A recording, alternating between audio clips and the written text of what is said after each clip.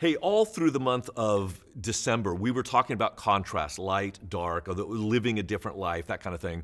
And so I thought for this week after Christmas, we would talk about contrast being the light of the world.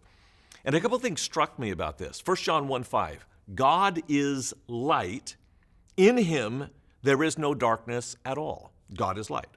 And then this, Revelation 21:23, when we get to the New Jerusalem, it says, the city does not need the sun or the moon to shine on it, for the glory of God gives it light, and the Lamb is its lamp.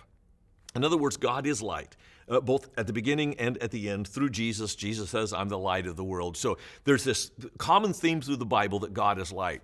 And I started wondering how literal we might take that. Not that God is a particle of light, but what are the similarities between the nature of God and the nature that God put into light when he created it? I came up with these 5. See how they land. Number 1, purity. In physics, light can be refracted into a spectrum, but it always remains untainted by what it passes through or by what it illuminates. So light is pure, does not change.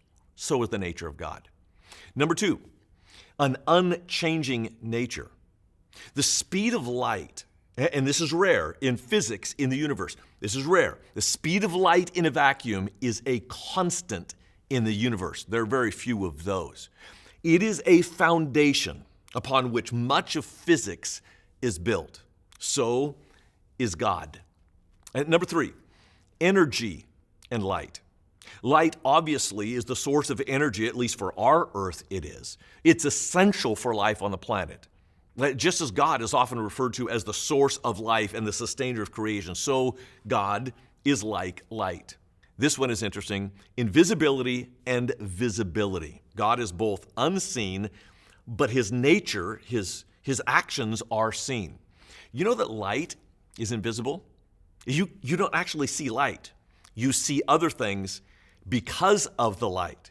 We can only see it when it reflects off of other objects.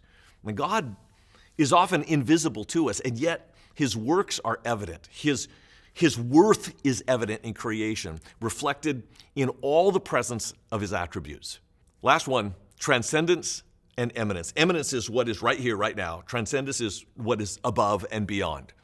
Light, I'm fascinated with this. It is both a particle and a wave. And physicists don't know how to reconcile that because it exists in a dual state that transcends simple categorization. It is above and yet it is here. This duality could be seen as a metaphor for God's nature. Transcendence above creation while also eminent within it. God is light. And that, I think, is something worth talking about.